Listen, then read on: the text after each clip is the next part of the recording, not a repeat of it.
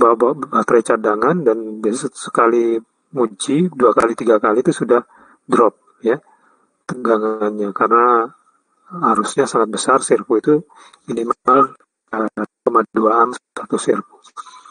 Jadi 18 servo itu bisa sampai 9 ampere arusnya ya. Pakai baterai lipo pun masih cukup ngos-ngosan ya, cukup berat.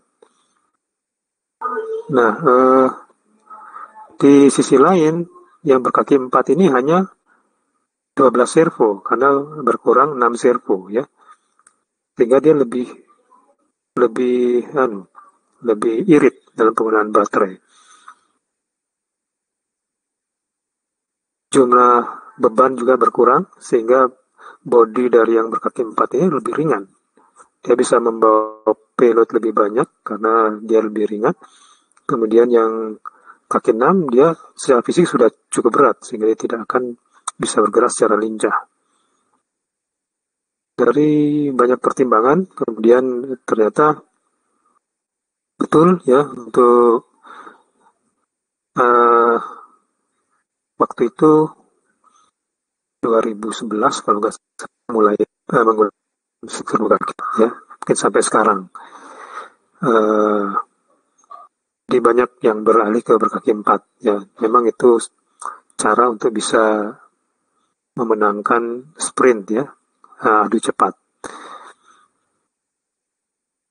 Nah, sekarang bagaimana dengan manusia dengan 2 kaki? Nah, ini memang kita nggak bisa ngomong ya kalau manusia itu memang sangat-sangat stabil ya. Walaupun dengan 2 kaki, aktuatornya sudah sempurna. Ya. Nah, sekarang aja humanoid robot itu masih berangan-angan untuk meniru, mampu untuk bergerak.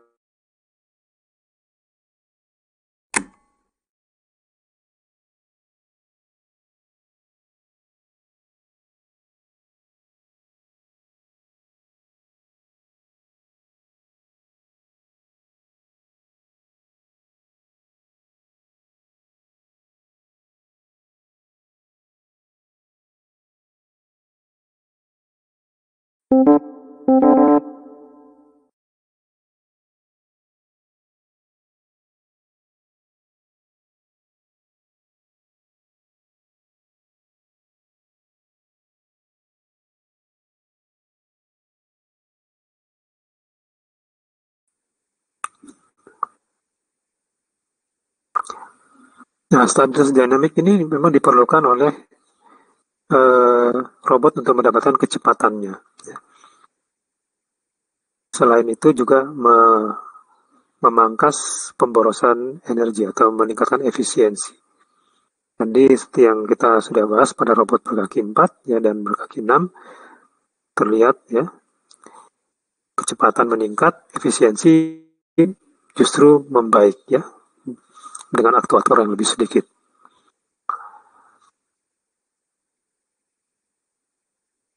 Jadi di banyak kondisi saya tampilkan pada gambar di sini ya, kendaraan-kendaraan tercepat di bumi itu justru dia merupakan kendaraan yang paling tidak stabil ya. Jadi kayak pesawat tempur itu sayapnya kecil ya, membawa rudal dan sebagainya. Ya, dia mengandalkan kontrol ya, jadi elektronik. Bagaimana pesawat itu sebenarnya yang hebat pesawatnya ya, pilotnya itu hanya diajari bagaimana mengendalikan pesawat itu supaya dia tidak bermasalah ya ketika bermanuver. Tapi dalam setiap pergerakan jet tempur itu, CJ-37 ini punya Cina ya, kolaborasi dengan Rusia. Ini typically Su-37 ya. Ya itu kecil sayapnya, tapi mesinnya besar. Mesinnya normal, cuman dia kecil ya. Bawa bahan bakar sedikit, jadi dia harus efisiensi tinggi. Kemudian dia bisa bermanuver dengan sangat cepat ya. Bahkan bergerak vertikal atau bergerak tiba-tiba berputar 90 derajat pun dia bisa ya. Itu controller. Demikian juga nih ya, mobil-mobil F1, kemudian motor-motor balap ini, GP ini, dia bukan pembalapnya yang super canggih, tapi motornya itu kalau motor ini dilepas dia bisa berjalan sendiri ya, sepeda motornya Marquez ini, dia bisa nggak jatuh itu kalau dilepas jalan yang lurus tentunya, dia nggak bisa belok sendiri. Demikian juga mobil F1 itu kalau normalnya nggak ada kontrolnya dia bisa terbang ya, saking kecepatannya, saking tingginya dia bisa terbang. Tapi itu sirip-siripnya itu masing-masing ya, spoiler depan belakang itu sangat-sangat menentukan grip atau kecepatan ketika dia berbelok ya, tidak sampai melayang ya, robotnya itu kendaraan itu tidak sampai melayang, tapi tetap melekat seperti ada lemnya di jalannya, padahal kecepatannya sangat tinggi. Itu permainannya di aerodynamic ya, gaya tekan atau grip ke jalan ya. Ya konon itu dengan mesin ini berapa, kalau F1 itu mesinnya cuma 1600 cc ya, lebih besar Innova ya mesinnya, mungkin setara dengan Avanza lah mesinnya. Jadi dia bisa bergerak sampai 350 km per jam ya, dan konon kalau jalankan di atas 120 km per jam itu dia bisa berjalan terbalik ya, terbalik di sisi terowongannya, jadi berjalan di sisi atas terowongan tanpa jatuh. Jadi saking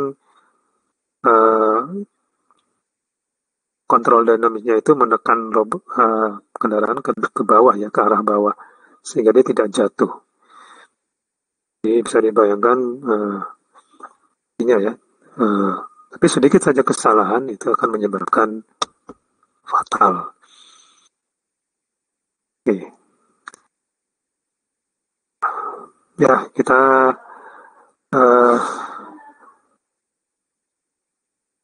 lanjut lagi. Ini sampai jam berapa nih terakhirnya? Kita sampai di Kinematica Mobile Robot.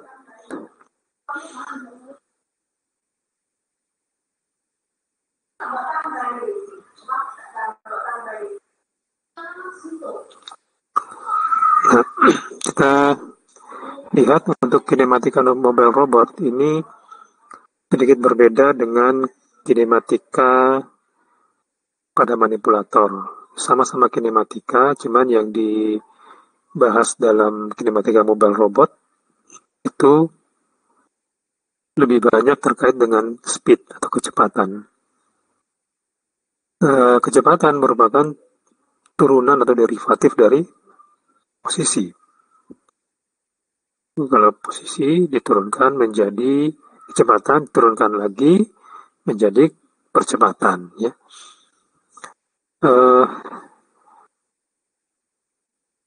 Pada mobile robot karena dia berpindah ya, bergerak, ada perubahan posisi. Jadi bukan hanya perubahan posisi secara statik, tapi perubahan posisi secara terus-menerus.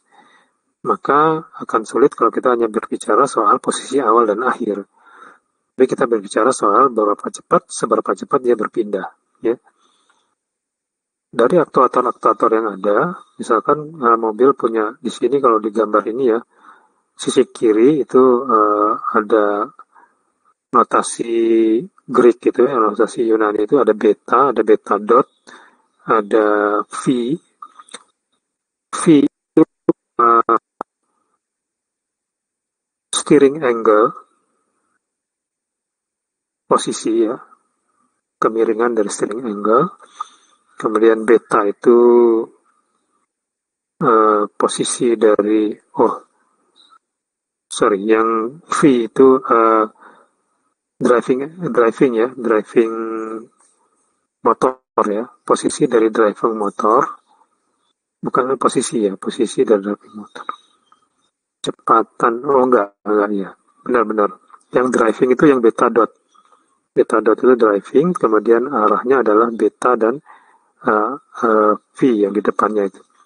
Jadi beta dan beta dot itu diasumsikan bahwa robot yang punya kemampuan mendorong itu ada kecepatan putar motornya dan ada juga arah motornya yang bisa dikendalikan, beta dan beta dot. Sementara untuk V itu adalah sudut dari motor yang hanya digunakan untuk steering, ya. Jadi dari parameter-parameter motor yang dimiliki dari sebuah mobile robot jika dimasukkan dalam persamaan kinematika, itu akan menghasilkan kecepatan gerak robot arah X, Y, dan theta. Theta atau steeringnya. Kecepatan berbelok atau kecepatan yaw-nya, theta dot, terus kecepatan arah maju X dan kecepatan arah samping Y. Sebaliknya kalau kinematika balik ini diberikan kecepatan-kecepatan dari arah X, Y, dan theta, kemudian dicari berapa besar kecepatan maupun posisi dari masing-masing aktuator yang ada. Ya, ini gambaran fungsinya bahwa X, Y, theta dot itu adalah fungsi dari motor 1 sampai N steering, motor 1 sampai M driving, dan motor 1 sampai M kecepatan driving. Sebaliknya adalah untuk kinematika baliknya. Asumsi. Asumsi yaitu hal yang harus kita batasi dalam perhitungan kinematik, ya. Kalau di robot itu rigid body, ya. Kalau di manipulator kemarin bentuk lengan tidak boleh lentur, harus kaku. Nah, kalau di mobile robot roda harus kaku, roda harus bersifat rigid, ya. Jadi kalau roda yang kita tahu justru terbuat dari karet itu tidak rigid, ya. Dia cenderung untuk mengalami deformasi karena tekanan dari bebannya, kemudian juga kekurangan angin di dalamnya, ya, kekurangan gas di dalamnya, dia akan menyebabkan deformasi. Itu harus dikecualikan. Jadi kita harus ambil asumsi di mana roda itu tidak mengalami perubahan jari-jari. Juga tidak ada pergeseran atau slip ketika terjadi perbelokan. Hanya ada 2 frame pada mobile robot, yaitu frame inisial atau frame ruangan dan frame robot sendiri. Arah maju merupakan arah X dan arah ke samping arah Y. Sementara sudut antara XY dengan XR itu adalah sudut haluan atau theta.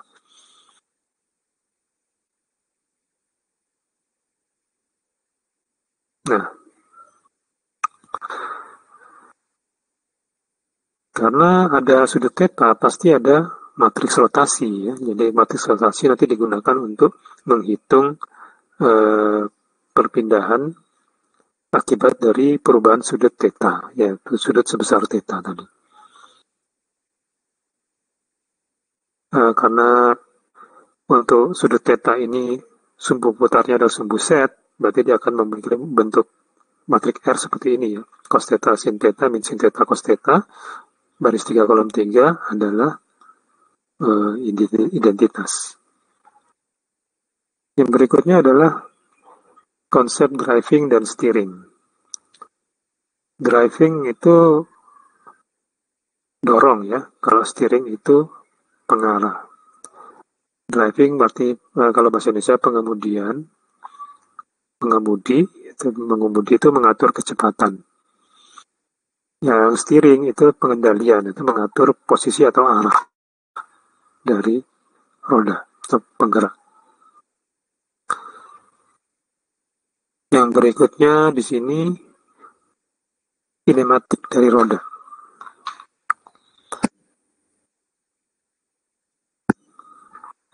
Sebuah roda tunggal single drive itu memiliki kecepatan putarnya V ini dalam radian per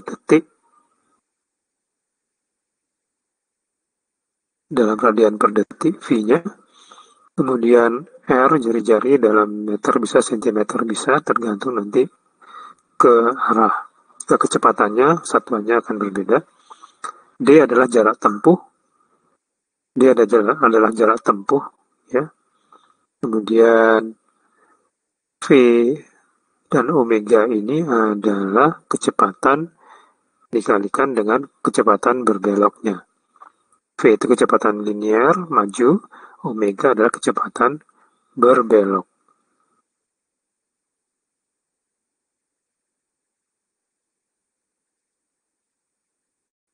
Maka di sini jarak tempuh itu merupakan integrasi dari kecepatan. Karena tadi kecepatan merupakan turunan dari jarak. Karena R-nya konstan, maka R bisa dikeluarkan. Berarti R integrasi V dot atau kecepatan putar dt. dt adalah waktu, delta T-nya.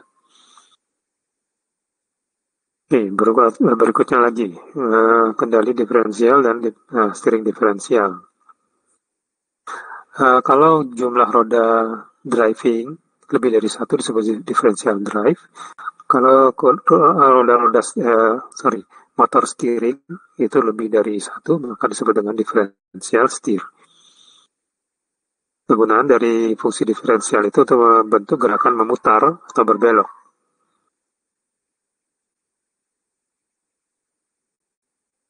Di sini kemudi diferensial versus kemudi sinkron. Kemudi diferensial, motornya terpisah. Kalau kemudi sinkron, maka motornya hanya satu. Kalau yang diferensial, umumnya non-holonomis, ya.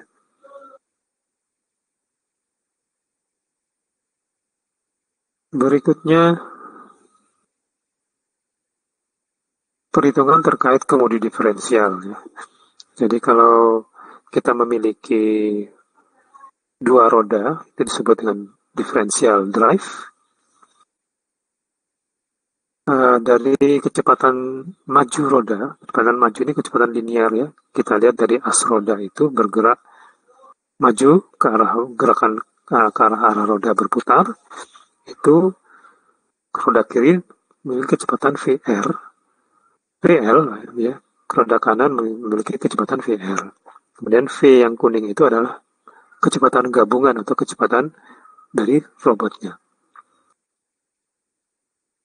Nah, jika jarak antar kedua roda itu adalah 2D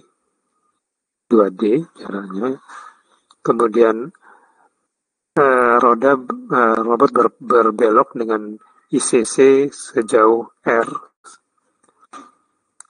kecepatan beloknya adalah omega, maka berlaku seperti ini, ya. Bahwa omega dikalikan R ditambah D itu adalah VL, ya. Omega dikalikan R dikurangi D adalah VR. Jadi untuk selanjutnya, rumus ini kita gunakan dengan acuan juga ke tanda minus dan tanda plus, ya, ada polarisasinya. Jadi nilai jari-jari itu akan positif, R besar, ya, akan positif, maupun D-nya akan positif ketika yang berada di bagian dalam itu adalah VR, atau bagian luarnya adalah VL. Sementara kalau dibalik posisi VR-nya yang di luar, VR-nya yang di bagian dalam ICC, maka nilai R-nya atau ICC itu adalah minus, negatif. Bisa terjadi demikian, walaupun dia satuannya sentimeter, tapi negatif. Oke, sehingga kalau kita ingin mencari nilai omega atau kecepatan berbelok, itu adalah jumlah kedua kecepatan roda linear dibagi 2 kali D. Kemudian kalau kita ingin mencari nilai R-nya, jari-jari ICC-nya itu adalah D dikalikan jumlah VR VL dibagi selisih VR VL. R-nya ditaruh di depan. Sehingga kalau kita ingin menghitung arah kecepatan V itu yang sebenarnya berapa kecepatan V, kita bisa langsung dari omega dikalikan R. Atau kalau dari VR dan VL adalah jumlah VR VL dibagi 2. Misalkan VL-nya kecepatannya 2 meter per detik, yang VR-nya adalah 1 meter per detik, maka V-nya adalah 1,5 karena jumlah 3 dibagi 2, 1,5. Oke. Selanjutnya untuk kinematika posisi, yang tadi kan kecepatan ya. Kinematika posisinya itu didapat dari integrasi. Jadi posisi setiap saat dari mobile robot yaitu X-nya, Y-nya, dan theta-nya yaitu arah hadap moncongnya dari arah haluan dari robot itu bisa dicari dari integral Pt cos theta t itu untuk xt ya, y Vt sin theta t, kemudian theta t-nya adalah integral dari omega t dt.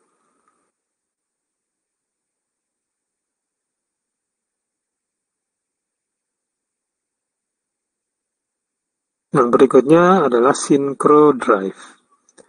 Synchro drive ini adalah robot mobile yang memiliki eh, hanya 2 aktuator, yaitu eh, motor penggerak atau driving motor dan motor pengarah atau steering motor, hanya 2. Namun memiliki jumlah roda lebih dari jumlah aktuatornya. Nah, mekanisme yang digunakan adalah menggunakan rantai atau belt ya, atau eh, karet ya, belt. Jadi di sini uh, steering motor itu ketika dia berputar akan menggerakkan belt yang luar. Belt yang luar ini untuk mengarahkan ke semua rodanya itu ke arah yang sama. Jadi kalau steering motornya bergerak 10 derajat, maka semua roda akan bergerak 10 derajat karena dihubungkan secara paralel. Secara seri semuanya. Nah, untuk drive motor ini juga sama. Dia akan terhubung dengan rantai atau belt ke as bagian dalam dari roda, yang itu terhubung dengan gear ke putaran rodanya. Sehingga kalau drive motor ini kita atur kecepatan tertentu, maka semua roda akan memiliki kecepatan yang sama. Jadi arah dan kecepatan itu sudah bisa diatur dengan secara serentak. Disebut dengan synchro drive. Contoh di sini salah satu synchro drive yang terkenal yaitu Nomad 200. Kalau Nomad 200 dia memiliki hanya 3 roda sinkro ya. Karena ini tadi syarat minimal ya, syarat minimal dari statically stable walking itu adalah 3 tumpuan. Maka Nomad 200 menggunakan 3 roda saja. Tapi tadi contoh yang sebelumnya itu saya nggak tahu namanya apa, tapi dia menggunakan 4 roda sinkro. Nah, kalau 3 roda sinkro seperti ini, ya sama roda sinkronya, cuma mekanisme beltnya, peletakan rodanya menjadi segitiga sama sisi, ya, dihubungkan secara serial sama. Untuk kinematikanya, ini lebih mudah dari robot mobile biasa, karena dia bukan diferensial, tapi sinkro. Kalau sinkro, pasti hanya ada satu kecepatan, baik steering maupun driving. Omeganya hanya satu, V-nya juga hanya satu. V robot adalah V roda-roda, omega robot adalah omega rodanya. Ya. Untuk kinematika posisinya juga lebih mudah karena di sini tidak perlu tidak perlu menghitung lagi kiri kanan, tapi hanya ada omega dan V saja. Tidak ada VLVR, adanya V begitu aja.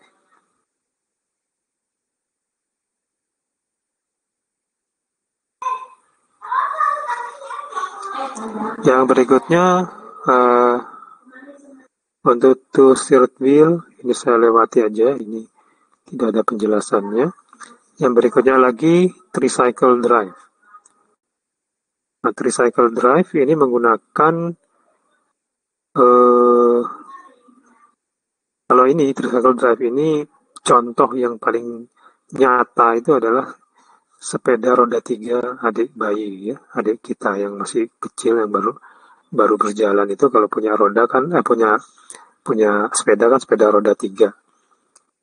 Jadi model sepedanya apa? Pedalnya ada di depan, pedalnya itu ada di depan, di roda depan. Artinya roda aktif itu roda depan. Roda pendorong maupun steeringnya ada di depan. Jadi di sini yang kalian lihat di gambar ini, VF ini dia driving sekaligus steeringnya. Sementara roda belakang, roda kiri dan kanan belakang itu pasif sifatnya. Pasif ya, dia hanya ditarik saja. Seperti mobil penggerak depan ya. Roda belakang itu hanya roda saja, dia ngikutin apa kata roda depan. Tetapi ketika struktur ini berbelok ya, tricycle ini berbelok, maka pasti ada perbedaan kecepatan dari VL dan VR, roda kiri dan kanan. Ini akan digunakan untuk menghitung jari-jari rotasi ya. Rumusnya agak sedikit berbeda. Yang pertama ada alfa, itu sudut kemudi, bukan theta tapi alfa, karena diukur dari situ, dari posisi lurus ke arah roda yang sekarang. Kemudian kecepatan maju itu adalah kecepatan maju dari roda depan, didapat dari omega kalikan B, B itu jarak roda depan ke as belakang, dibagi dengan sin alfa.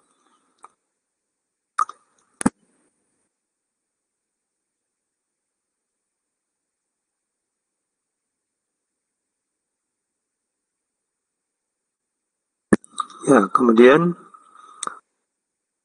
dari sini kita bisa menghubungkan antara gambar dengan rumus-rumusnya. Hampir sama dengan yang tadi, bahwa VR adalah omega kali R plus D, R besar plus D, kemudian VR-nya omega kali R besar min D. Dan di sini yang berbeda adalah adanya sin alfa per B. Ya. Jadi VL itu adalah sama dengan V ditambah D kali VF sin alfa per B.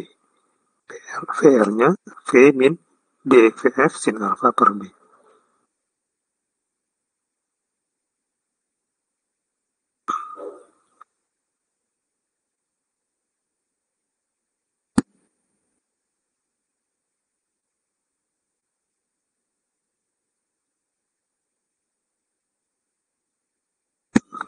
Yang berikutnya Ackermann steering, ini lebih ke mobil ya, mobil pada umumnya punya dua roda depan yang bisa diarahkan. Yang kalau ditarik ada ketemu pada satu ICC, sehingga roda depan VL dan VR itu punya sudut yang berbeda. Yang kanan alfa R, yang kiri alfa L. Jarak antara depan dan as belakang itu G. Roda kiri dan kanan belakang itu jaraknya 2D atau D plus D.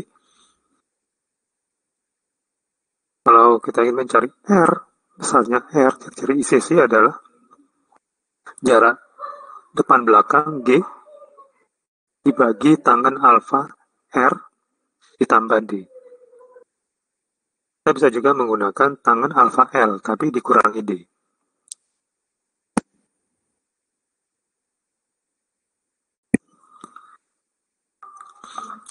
Nah, untuk mencari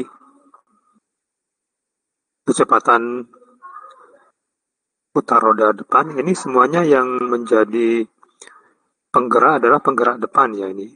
Rodanya depan itu sebagai pendorong sekaligus pengarah. Yang belakang cenderung pasif.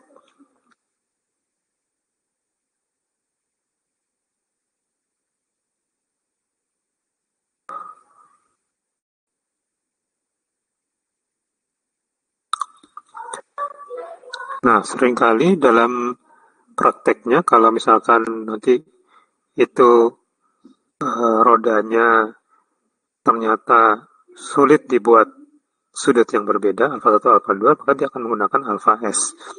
Alfa S itu adalah sudut rata-rata dari alfa satu dan alfa 2. Tetapi ini nanti akan mengubah perumusan, ya. Perumusan di mana nanti ada kotangan alfa S, ya, yang itu mewakili sudut A1, alfa 1 plus A2 dibagi 2.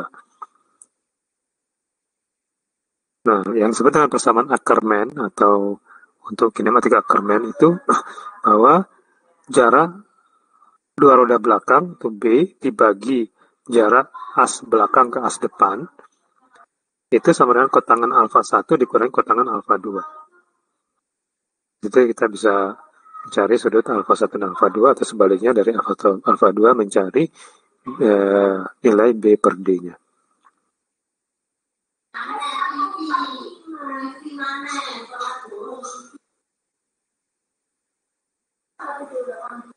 Oke. Baik, kita berhenti pada kontrol robot.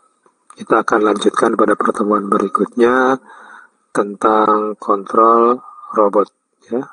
Kontrol mobile robot. Untuk material ini saya cukupkan. Mohon maaf jika banyak sekali materi hari ini, ya. Karena pertemuannya semakin minim. Selanjutnya kita ketemu lagi pada pertemuan berikutnya. Terima kasih atas perhatiannya. Mohon maaf jika ada kekurangan. Saya tutup. Saya akhiri. Assalamualaikum warahmatullahi wabarakatuh. Selamat sore semuanya. Selamat beristirahat.